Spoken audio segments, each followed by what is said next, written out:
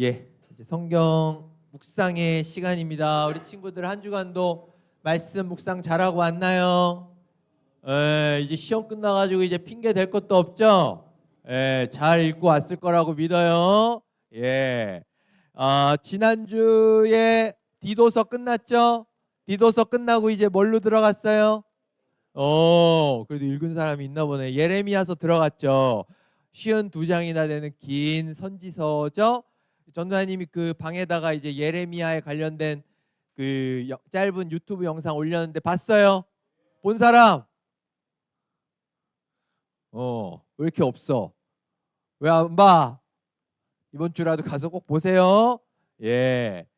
자, 이 시간에 이제 우리 친구들 이제 그 영상을 본 친구들은 알겠지만 또 안 본 친구들도 많이 있으니까 이 예레미야서를 읽기 위한 그 간단한 이제 배경 지식을 이 시간에 잠깐 이제 언급을 할 거예요. 이걸 알아야 우리 친구들이 예레미야서를 좀 제대로 묵상을 할 수 있거든요.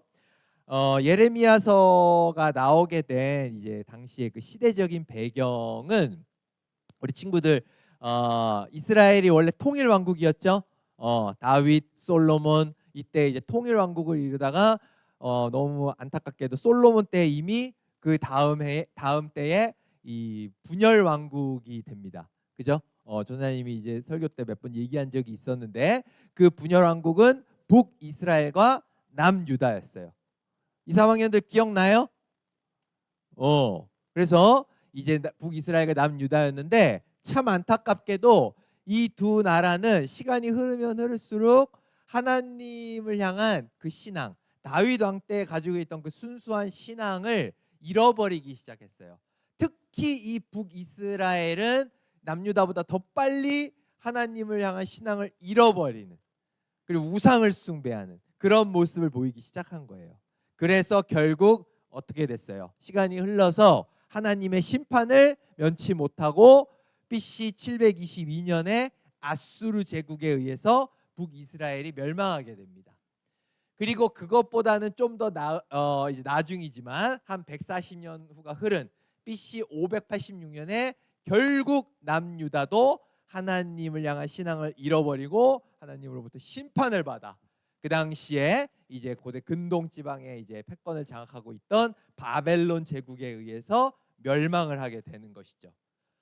우리가 이제 지금 읽고 있는 이 예레미야서는 바로 딱 요 시기, 남유다 왕국이 바벨론으로부터 침공을 받고 멸망해 가던 요 시기에 지어진 책이다. 요때 이야기를 담고 있다라고 이렇게 볼 수가 있어요. 그래서 여러분들이 지난주에 읽었던 이 예레미야서 1장에 보면 요시야 왕 13년에 하나님께서 예레미야를 찾아오셨다, 예레미야에게 소명을 주셨다라는 그런 이야기가 나옵니다. 요시야 왕 13년이 언제냐면 시기로 따지면 BC 627년이에요. 아까 전도사님이 앞에서 남유다 왕국이 멸망이 언제라 그랬어요?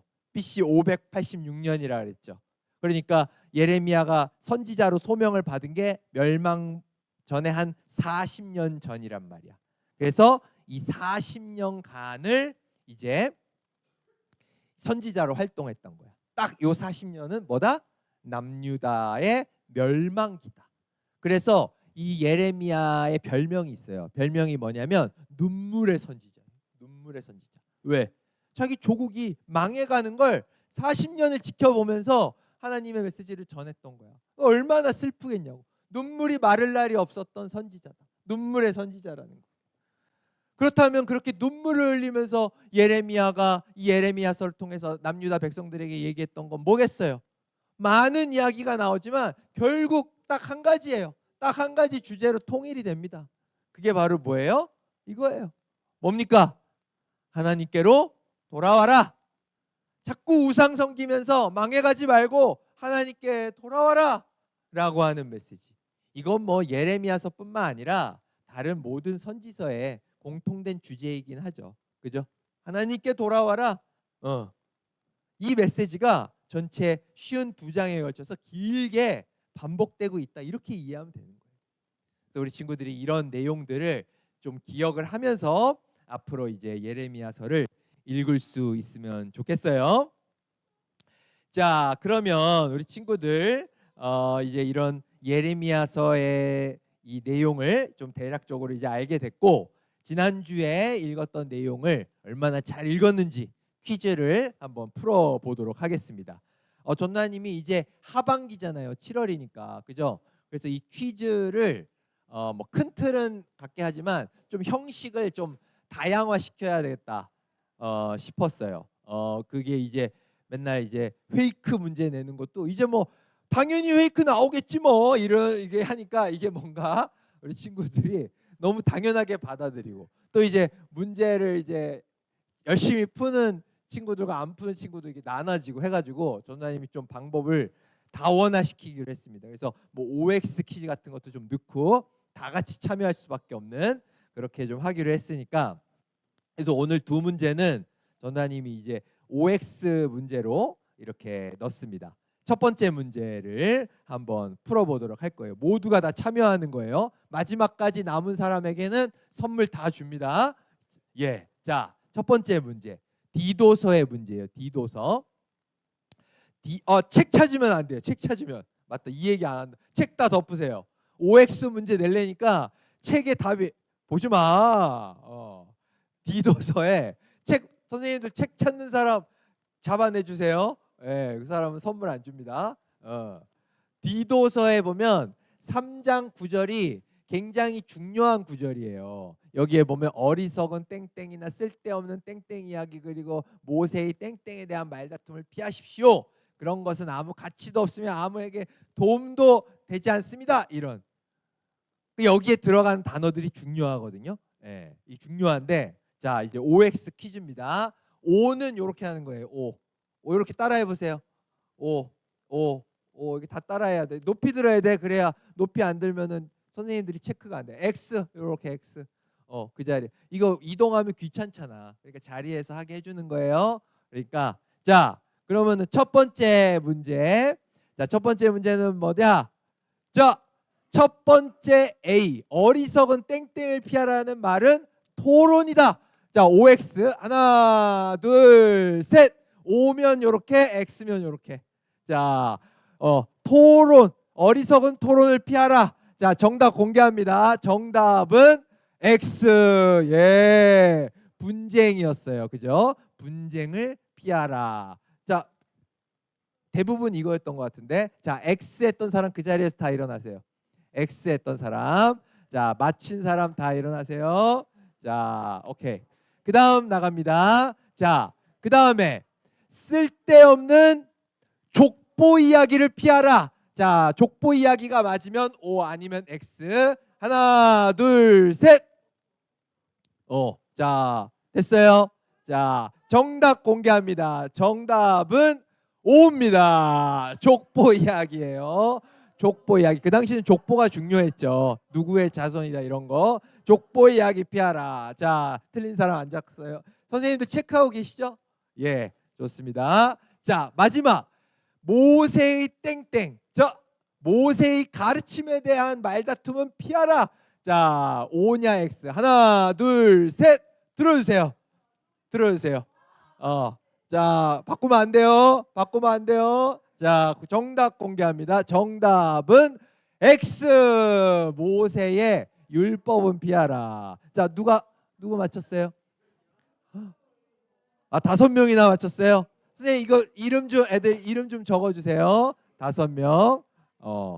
생각보다 여기 5명. 생각보다 많이 맞췄네. 선물값이 많이 나가게 생겼네. 자, 다 적어주셨나요? 예, 앉아주세요. 좋습니다. 자, 그러면 이제 두 번째 문제 나갑니다. 모세에 대한 율법에 대한 다툼이 그 당시에도 많이 있었어요. 이건 이런 뜻이다, 저런 뜻이다. 지금도 마찬가지고. 그래서 이것에 대해서 이미 바울은 율법은 하나님이 주신 것이다. 이것에 대해서 말다툼, 논리적으로 따지는 거, 이것은 무의미하다. 이렇게 가르쳤던 겁니다.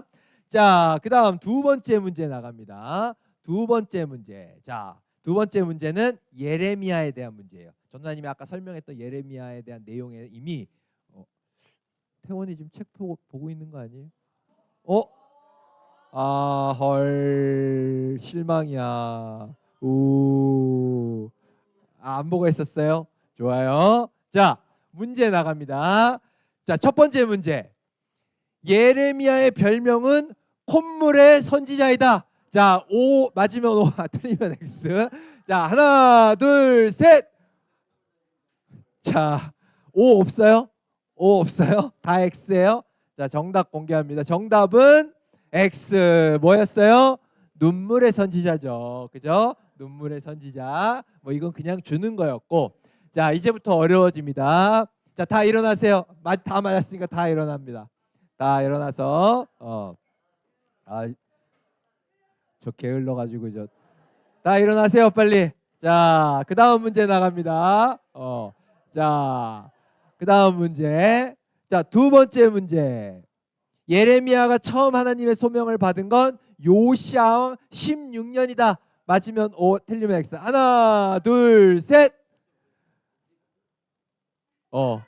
됐죠? 자, 정답 공개합니다. 정답은 X. 요시야 왕 13년이었습니다. 13년. 오, 많이 남았네요. 와, 1학년 애들이 많이 남았네. 자, 세 번째 마지막 문제 나갑니다. 세 번째 마지막 문제.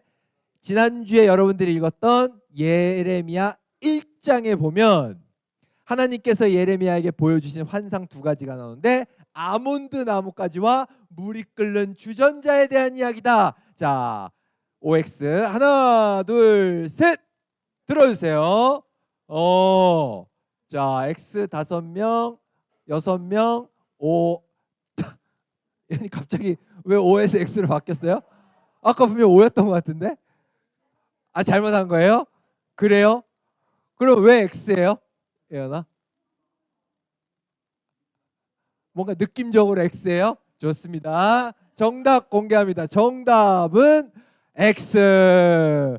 물이 끓는 주전자가 아니라 뭐예요? 물이 끓는 가마솥입니다. 박수 한번 주세요. 예. 그러면 뭐야? 하나, 둘, 셋, 넷, 6명이 나와지. 이름 좀 적어주세요. 6명. 축하합니다. 앉으세요. 예. 그러면 6명 앞에 다 맞은 사람이 몇 명이었죠? 5명. 11명이나 되네요. 갑자기. 좋습니다. 예. 안 되겠네요. 방법을 다음 주에는 좀 바꿔서 갖고 오도록 하겠습니다. OX 안 되겠어요. 자, 일단 이번 주는 약속했으니까 다 선물 줍니다. 자, 그러면 예레미야서의 2장에 해당하는 내용을 우리 한번 묵상을 해보도록 하겠습니다. 특히 이제 우상 숭배에 대한 내용이 강하게 나와 있는 그런 내용이니까 지금 8분 시간 주도록 하겠습니다. 말씀 묵상 시작합시다. 이제 주일 설교를 시작하도록 하겠습니다. 오늘 설교의 제목은 거짓 신들의 세상, 예레미야 2장 20에서 28절로 이렇게 준비를 해봤습니다. 앞에서 전도사님이 예레미야서에 대한 개요를 좀 간단하게 설명을 했었죠. 남유다의 멸망기, 이 40년간을 예레미야가 이스라엘 백성들을 향해 어떤 메시지를 전했다? 하나님께 돌아와라. 더 이상 다른 나라, 우상 바라보지 말고 하나님께 돌아와라 라는 메시지를 전했다라는 것이죠. 그러나 그 메시지에 남유다 백성들이 어때요? 받아들이고 거기에 따라갔나요? 그렇게 못했죠. 우리 친구들이 이제 쭉 예레미야서 이제 보게 되면 알겠지만 그러지 못했어요. 결국 그래서 하나님의 심판을 피할 수 없었어요. 그래서 바벨론을 통해 멸망을 당하게 되는 그런 내용이 예레미야서에 나오게 됩니다. 그래서 포로로 70년간 끌려가게 되는 그런 치욕과 고통의 세월을 겪게 됩니다. 결국 이것의 원인이 뭐예요? 끊임없이 예레미야의 입을 통해서 하나님께서 이 남유다 백성들에게 얘기하지만 우상 숭배하지 말아라. 참 신은 하나님 한 명뿐이다. 우상에게 마음을 뺏기지 말아라. 우상에게 마음을 뺏겼던 그 우상 숭배가 바로 그들이 멸망하게 된 원인이었다라는 거죠. 오늘 우리가 보게 된 이 본문 속에서도 이것에 대해서 적나라하게 하나님께서 지적하는 그런 내용들이 나옵니다. 23절에 네가 어찌 나는 죄가 없다 나는 바알 신들을 섬기지 않았다고 말할 수 있느냐? 네가 그 골짜기에서 한 짓들을 생각해 보아라 라고 하면서 질책하시는 내용이 나와요. 그 당시에 여러 우상이 있었지만 그 근동 지방에서 가장 우세했던 우상이 바로 이 바알이에요. 들어봤죠? 한 번쯤 바알신. 이 바알신을 섬겼단 말이죠.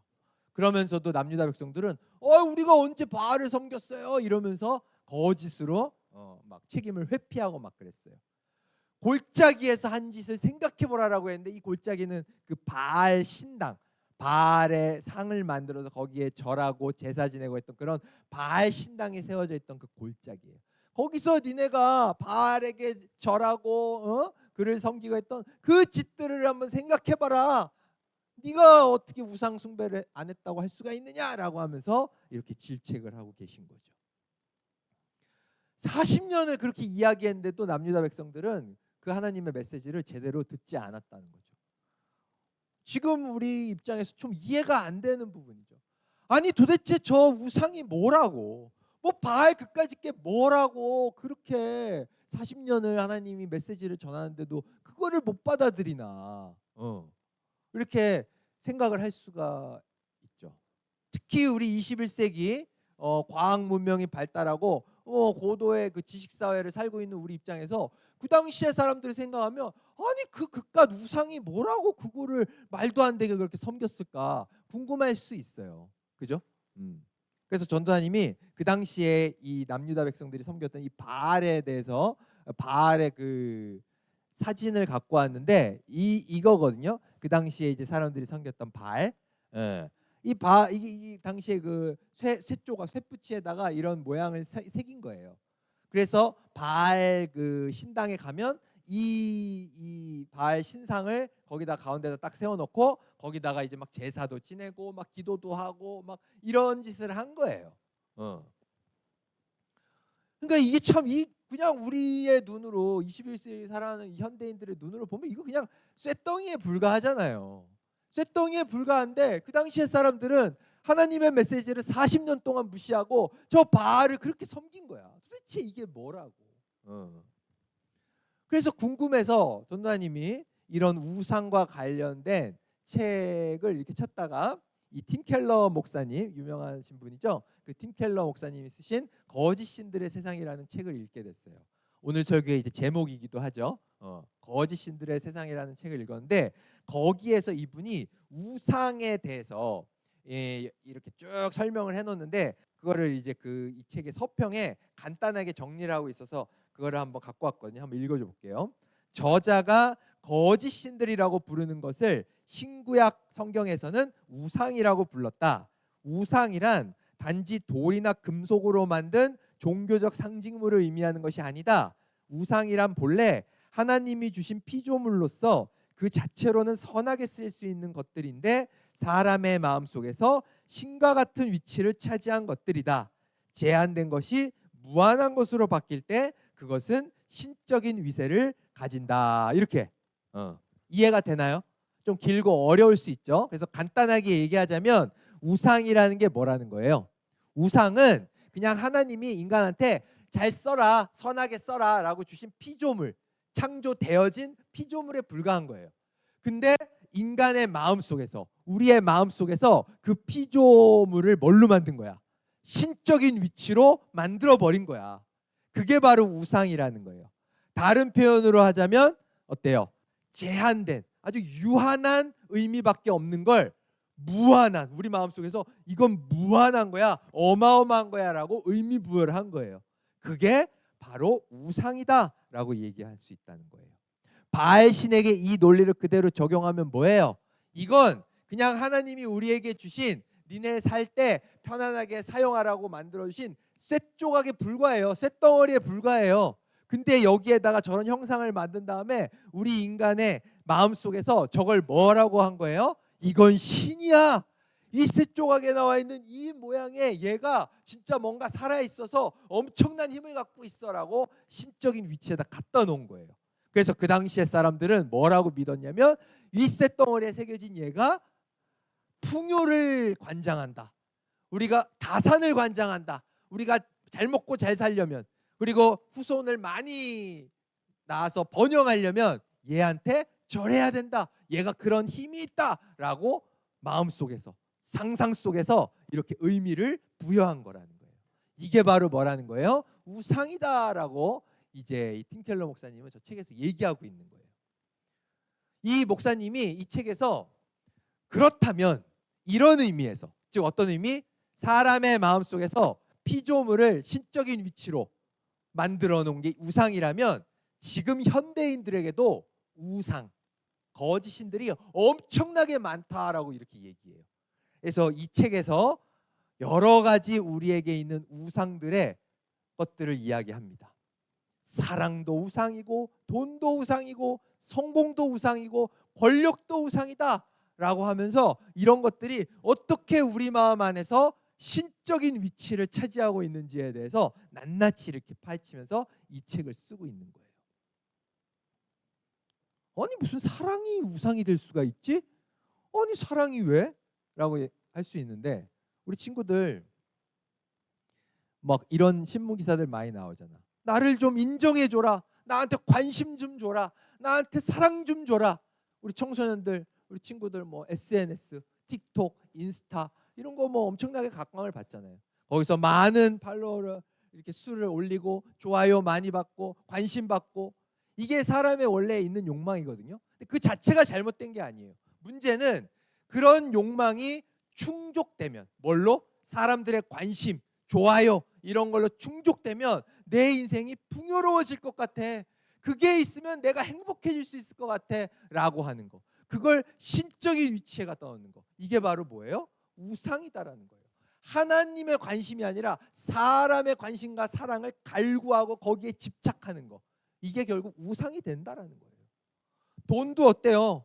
물질 만능주의 너무 오랫동안 된 거잖아요. 물질 만능에 젖은 청소년, 사회의 심각한 과제다. 여기에 보면 이런 기사 있어요. 고교생의 56%가 10억이 생긴다면 죄를 짓고 1년 정도 감옥에 가도 좋다라고 이렇게 답을 했다라는 거예요. 충격적인 설문이 아닐 수 없어요. 10억이라고 하는 이 돈이 최고야. 돈이 있으면 감옥 가는 게 중요한 게 아니라 뭐예요? 죄를 지어도 된다. 죄를 지어도 된다라는 거예요. 하나님이 하지 말라고 한 그 죄 지어도 돼. 왜? 돈이 더 위니까. 돈이 나를 풍요롭게 해주고 돈이 나를 구원해 주는 거니까 죄는 지어도 돼. 10억인데. 이런 믿음을 갖고 있다는 거예요. 돈이 뭐예요? 우리의 마음속에서 신적인 위치를 차지하고 있다. 우상이 되고 있다라는 것이죠. 지난주에 전도사님이 그 설교 때 그 얘기 했었잖아요. 우리 한국 교회에 이 교회학교 청소년부 중고등부에 이미 오래전부터 교회보다 학원이 중요하다, 교회는 빠져도 학원은 빠지면 안 된다, 예배는 빨리 끝내줬으면 좋겠지만 학원에 가는 거 시간은 늦출 수 없다, 이런 생각들이 뿌리 깊게 자리 잡은 지 오래됐다, 그런 얘기 했었잖아요. 그죠? 그게 왜 그런 거예요? 그게 왜 그런 거예요? 교회에 나와서 하나님을 만나는 것보다 학원을 가서 숙제하고 과제를 하고, 그래서 성적을 올리고, 그래서 좋은 대학을 가고, 그래서 성공적인 인생을 살고 하는 것이 어때요? 우리 마음속에 우리가 입 밖으로 그렇다라고 대놓고 얘기하진 않아서 그렇지만 우리의 저 무의식 안에 깔려 있는 거예요. 그게 더 우리의 삶을 구원해 주는 도구다, 더 직접적으로 중요하다라고 우리 안에 그게 깔려 있는 거예요. 우리 사회가 그런 거예요. 우리 어른들이 그런 신앙의 모습을 보여준 거예요. 주님을 믿습니다, 사랑합니다라고 고백은 하지만 정작 일상의 삶 속에서는 어때요? 하나님보다는 어때요? 성공의 키워드를 더 붙잡고 살아가는 모습이 우리 눈에 너무 많이 보이고 있는 거예요. 그러니까 여러분들도 이미 그런 어른들의 모습 속에 이미 세뇌가 되고 있는 거예요. 우리 마음속에 이미 성공의 키워드가 하나님보다 더 중요하다라고 우상으로 자리 잡고 있다라는 것이죠. 앞에서 이야기했던 피조물의 위치, 하나님께서 우리에게 주신 그 자체로 나쁘지 않은 돈, 성공 이런 것들이 우리 안에서 하나님보다 더 위에 있는 신적 위치를 차지하고 있다, 우상이 되고 있다라는 것입니다. 그러나 여러분, 오늘 이 말씀 속에서 하나님은 분명히 우리에게 얘기하고 있습니다. 어때요? 그 이스라엘의 남유다의 역사를 통해서 분명히 얘기하고 있어요. 무슨 얘기하고 있다? 좋은 말 할 때 들어라. 좋은 말 할 때 안 들었던 남유다 어떻게 됐다? 멸망했다. 난 분명히 저들을 통해서 니네한테 얘기하고 있다. 저들도 40년이나 얘기했는데 귀 닫고 아닐 거야 아닐 거야 라고 했는데 결국에는 멸망했다. 그리고 치욕스러운 70년의 포로 기간, 그 엄청난 고통을 감내해야 했다. 이걸 모델로 해서 너희들한테 보여주고 있는 거다라고 지금 이 예레미야서를 통해 우리 친구들에게 알려주고 계신 거예요. 전도사님은 이런 남유다의 역사, 예레미야서를 통해 들려주는 이 남유다의 역사가 정말 남일 같지가 않아요. 전도사님의 인생, 뭐 그 길지 않은 인생이었지만 인생을 쭉 돌아보면 내 인생의 그 가장 어떻게 보면 세상적인 전성기를 한 29, 30살 정도쯤으로 이제 생각할 수 있어요. 왜 그때를 전성기라고 생각을 하냐면 그때 이제 전도사님이 이제 교사로 고등학교 교사로 시험을 통과해가지고 이제 정규직 교사로 임용이 됐어요. 시험도 합격했고 또 딱 고해에 이제 대학원 가고 싶던 대학원에도 이제 합격을 해서 대학원 이제 박사까지 할 계획을 짜고 박사해서 이제 교수로까지 나아가고 싶다라는 이런 뭐 꿈도 꾸고 이랬던 시기예요. 착착착 원하는 계획대로 되고 있던 시기예요. 그리고 뭐 우리 친구들 뭐 믿거나 말거나 하지만 그때 엄청 예쁜 여자친구도 사귀었어요. 왜 웃어? 왜 웃어? 이게 엄청 예쁘고 막 여러 가지 사회적으로 봤을 때 이건 조건도 굉장히 좋은 그런 여자친구도 이제 만나고 있던 그런 때예요. 그러니까 전도사님이 그 당시에 내 인생이 돌아보면 전성기였어요. 전성기.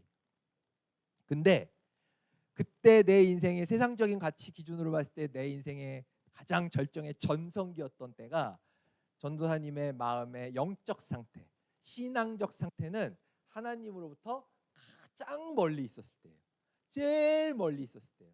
뭐 이 설교를 통해 여러 번 얘기했지만 하나님을 완전히 부정하고 아니 예수 그리스도만 구원의 유일한 통로라는 게 말이 돼? 라고 이렇게 부정을 했던, 다양한 뭐 종교에 다 구원 있고 한 거지, 이렇게 하나님을 제일 멀리하고 있던 때가 세상적으로는 전도사님 인생의 가장 전성기였던 때죠.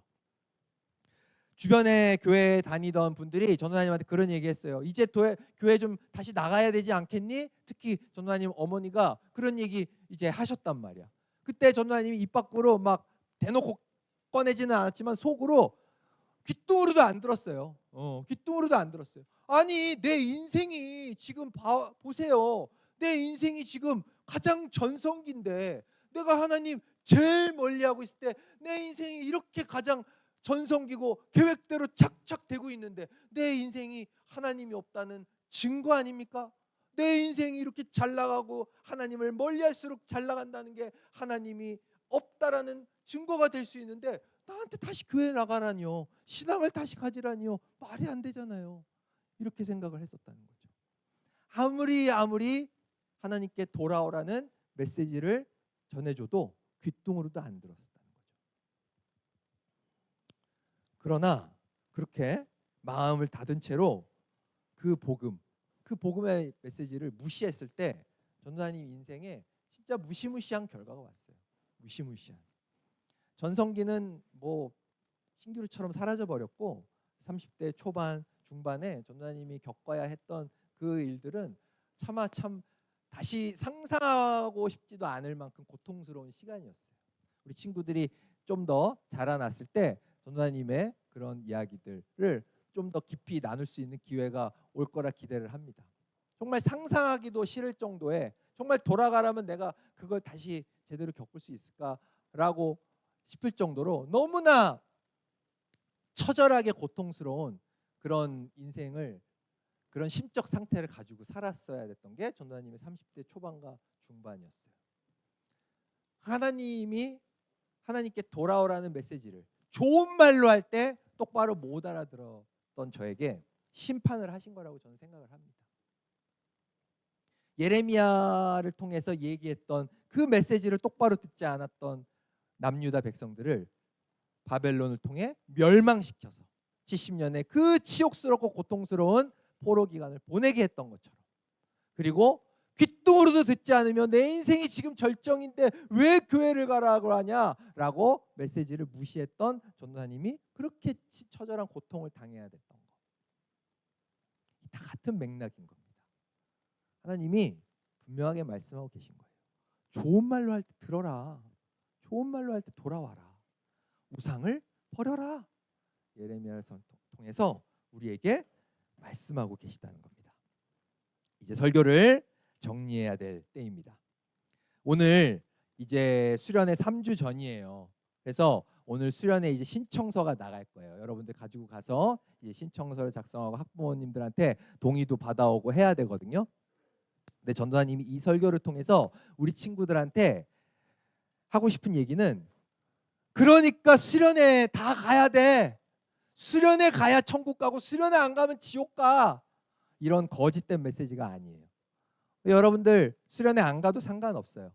여러분들 수련회 안 간다고 하나님이 여러분들 버리냐?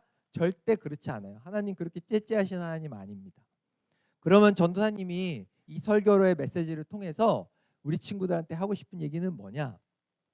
전도사님은 간절한 마음으로 우리 친구들이 오늘 이 수련회 신청서를 집에 가지고 가서 그 신청서 붙들고 기도할 수 있으면 좋겠어요.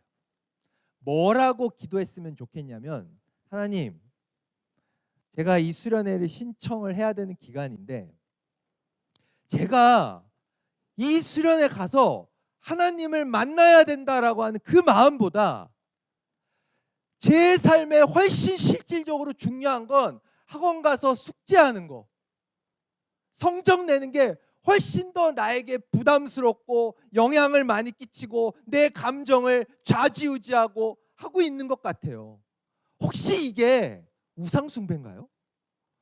내가 하나님 만나는 걸 기대하는 것보다 학원 가는 시간 뺏기면 안 된다라고 하는 생각이 더 나에게 큰데, 혹시 이게 전도사님이 얘기했던 설교 시간에 얘기하셨던 그 우상 숭배인 건가요? 이런 이야기, 이런 내용으로 우리 친구들이 기도 한 번이라도 기도할 수 있으면 좋겠어요. 우상은 내가 우상이다라고 찾아오는 게 아닙니다. 갑자기 어느 날 찾아와가지고 여러분들을 멸망시키는 게 아니에요. 조심조심 찾아와서 여러분들을 파멸로 이끄는 게 우상이에요. 이제 설교를 마치도록 하겠습니다. 예레미야서를 통해서 우리 하나님께서 분명하게 얘기하고 계십니다. 좋은 말로 할 때 돌아와라. 좋은 말로 할 때 하나님께 돌아와라. 이 메시지를 우리 친구들이 분명하게 기억할 수 있게 되기를 간절히 소망합니다. 이 시간 설교의 내용을 기억하면서 우리 같이 기도했으면 좋겠어요. 이렇게 기도했으면 좋겠습니다. 하나님, 지금까지 우리가 피조물에 불과한 거, 하나님께서 우리에게 선물로 그냥 선하게 잘 사용해라 라고 주셨던 것들, 돈이 될 수도 있고 타인의 관심일 수도 있고 인정일 수도 있고 성적일 수도 있고 그게 또 학원일 수도 있고 그게 뭐 성공일 수도 있고, 그런 피조물들을 우리 마음속에서 신적인 위치에 올려놨었습니다. 우상으로 숭배했었습니다. 거짓 신들에 속아 살아왔었습니다. 주님, 이 시간 이 설교를 듣고 주님 주신 말씀을 통해서 제가 그랬던 나의 마음을 돌아보고 회개하기를 원합니다. 주님, 그리고 이제 하나님 앞에 돌이켜서 오직 하나님만이 참된 하나님이십니다. 내가 거짓 신들에게 속았지만 이제는 하나님만을 유일한 나의 구원의 통로로 고백하는 그런 신앙을 갖게 해주십시오. 제 힘으로 되지 않으니 성령 하나님 도와주십시오. 세상에 너무 많은 그 유혹들, 나를 우상으로 이끄는 그 너무 많은 것들을 제가 담대히 이겨낼 수 있게 해주십시오 라고 하는 그런 마음을 담아서, 진심을 담아서 우리 입술을 열어서 하나님 앞에 기도하도록 하겠습니다. 기도하시겠습니다. 사랑의 하나님 아버지, 이 시간 아버지여 우리에게 말씀을 주셔서 감사합니다. 주님, 오늘 주신 이 말씀을 붙잡고